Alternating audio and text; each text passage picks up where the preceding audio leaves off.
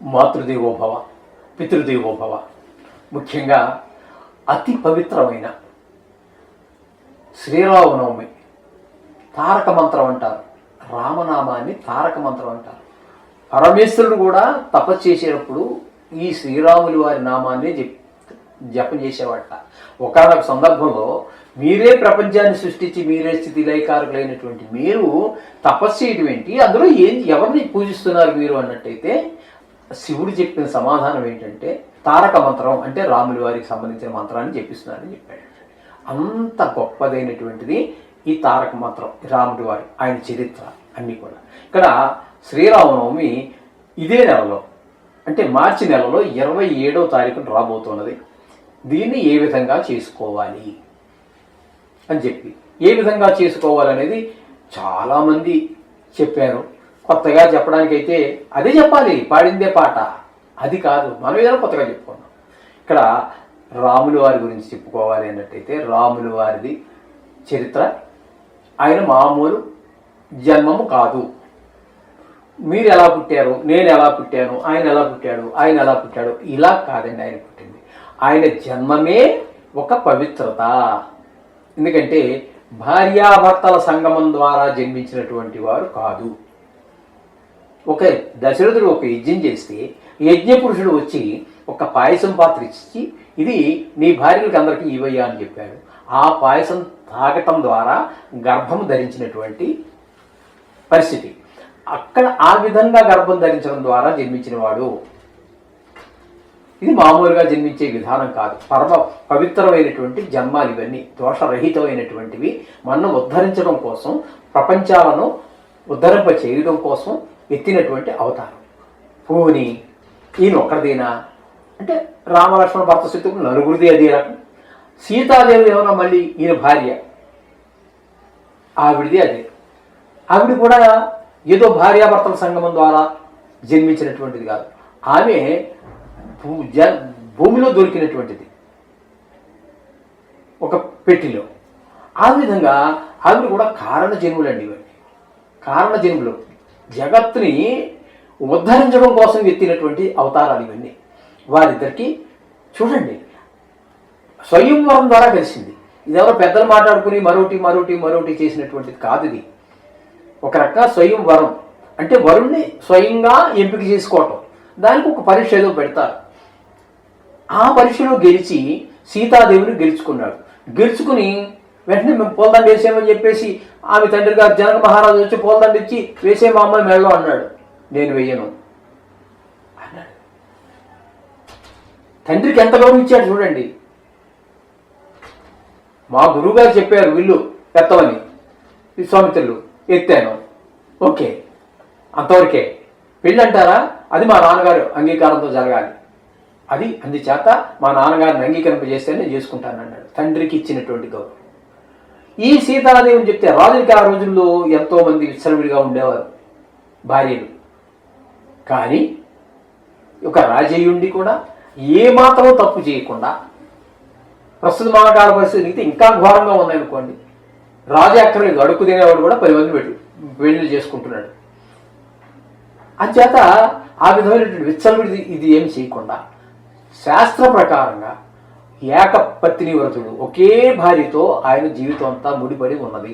ఆ విధంగా ఏకపత్ని వ్రతం, ఒకటే మాట ఇచ్చాడానికి దాన్ని తప్పే పనే లేదు. ఆ విధంగా ఒకటే మాట, ఒకటే పతి, ఒకటే సతి, ఇట్లా ఈ విధమైనటువంటి ఒకటే బాణం. మరి రెండో బాణం ఉపయోగించాల్సిన పని లేదు, రామబాణం, దాన్ని తిరుగు లేదండి. ఆ విధంగా అంత గొప్ప వ్యక్తిత్వం కలిగినటువంటి వాడు ఈ శ్రీరాముడు.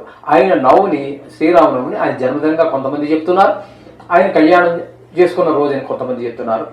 అంచేత ఆ రోజున మొత్తం యావత్ భారతదేశమే కాదండి, హిందూ జాతి ఎక్కడ ఎన్ని దేశాల్లో ఇప్పుడున్నారో అన్ని చోట్ల కూడా అత్యంత భక్తి శ్రద్ధలతోటి ఆ రోజుని దానికి పెద్ద ప్రణాళిక పెట్టుకొని ఒక 10-15 రోజుల ముందు నుంచే దాన్ని ప్రిపేర్ అయ్యి వీధిన వాడన పల్లెన పట్టణాల్లో అక్కడ ఇక్కడ అనేటటువంటిది లేదండి. ఎక్కడ పడితే అక్కడ మండపాలు ఏర్పాటు చేసుకుని అత్యంత భక్తి శ్రద్ధలతోటి వాళ్ళు పొద్దుటే లేచి స్నానం చేసి ఆ దేవుడు కళ్యాణం అక్కడికి వచ్చి కొత్త శుభ్రమైన బట్టలు ధరించి ఆ ఎక్కడైతే శ్రీరామనవమి కోసం ఏర్పాటు చేసుకున్నారో అక్కడికి వచ్చి అది కళ్ళారా చూసి, ఇప్పటికీ కూడా మన శుభలేఖ పెళ్లికి శుభలేఖ రాసే దాని మీద ఆ శ్రీరాముల వారి శ్లోకమే రాస్తారు.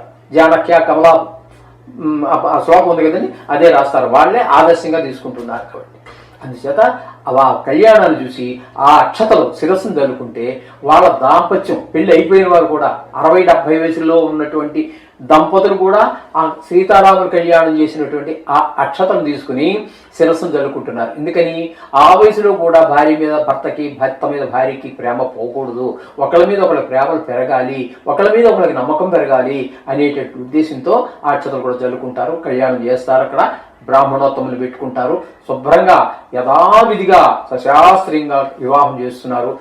అది అందరూ చూసి తరిస్తున్నారు. అందరూ ఆ రోజుల్లో ముత్యాలు అందరూ రాజుల కుటుంబాలు కదండి, జత ముత్యాలు కలవటం ఇవన్నీ చేయటం, తర్వాత బెల్లం వడపప్పు, ఈ బెల్లం పానకము ఇవన్నీ పంచటము, అంటే ఆ కాలానికి తగిన రోగాలు నివారిస్తుంది అనేటువంటిది. అలాగే ఇవన్నీ కూడా చాలా అద్భుతంగా అది చూడవలసిందే కానీ మాటలకి అందనటువంటిది. అది భావానికి మాత్రమే అందుతుంది కానీ భాషకు అందదండి. ఒక అయోధ్య తీసుకోండి, లేదా ఒక భద్రాచలం తీసుకోండి, లేకపోతే ఎక్కడైనా తీసుకోండి, ఆఖరి మన పల్లెటూరులోనే తీసుకోండి, ఇవన్నీ కూడా మనసు పులకరించిపోతుంది. ఈ జన్మకి ఒక సార్థకత ఏర్పడుతుంది. అలాగా ఇది మనం చెప్పుకున్నట్టుగానే భాషకు అందదు ఆ అనుభూతి, భావానికి మాత్రమే అందుతుంది. అలా ఆ విధమైనటువంటిది వాడిద్దరు కళ్యాణం. అయితే ఇలా చేసుకుంటే సరిపోతుందా? ఇది సమస్య. ఇది ఇలా చేసుకుంటే సరిపోతుంది అనుకుంటే అది సరికాదు. అది సరికాదు. ఎందుకని? రాముడు ఎలా ప్రవర్తించాడు అలా ప్రవర్తించాడు. సీతాదేవి ఎలా ఒకే భర్తతో ఉంది, ఆయన మాట ప్రకారంగా అడవిని పంపిస్తే అడవికే పోయింది, అక్కడే ప్రసవించింది. ఏదో ముని ఆశ్రమంలో భయంకరమైన అడవిలో ఒక మహారాణి ఏంది, అడవిలో తిరగటం ఏంది, ఆవిడ్ని ఎవడో ఎత్తుకుపోవటం ఏంది, ఇవన్నీ ఎంత కదండి. అది చెప్పుకోవాలంటే కొన్ని నెలల పాటు చెప్పుకోవచ్చు. మనం ఒక శ్లోకం చెప్పుకుని అర్థం కూడా చెప్పుకోవచ్చు, తాత్పర్యం చెప్పుకోవచ్చు. వాల్మీకి అది రాసినటువంటి వాల్మీకి ఎంత గొప్పవాడండి. అది విన్నవాళ్ళు ఎంత జన్మ తరించిపోతుంది. అయితే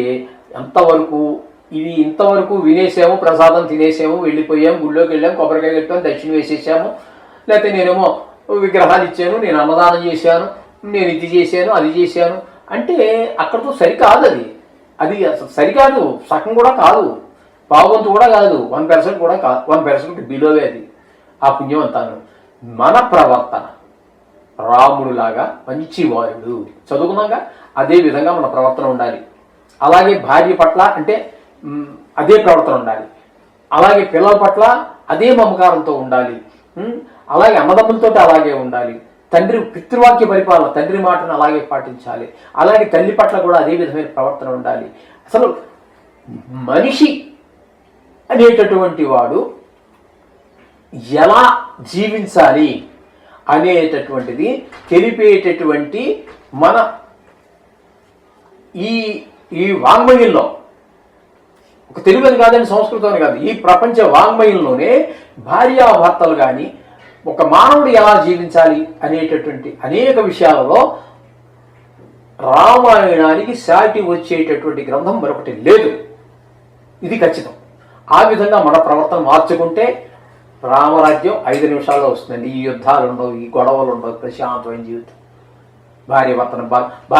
భర్తకి నమ్మకం ఉండటం లేదు, భర్త పట్ల భార్యకి నమస్కారం ఉండట్లేదు, భార్య చంపేస్తోంది మొగుడు 19 దాకా మొగుడు చంపేశారు. ఇప్పుడు ఆడవాళ్ళు చంపేస్తున్నారు భర్తల్ని, కొడుకు చంపేస్తున్నాడు, వీళ్ళు తీసుకెళ్ళి వృద్ధాశ్రమంలో బారేస్తున్నారు.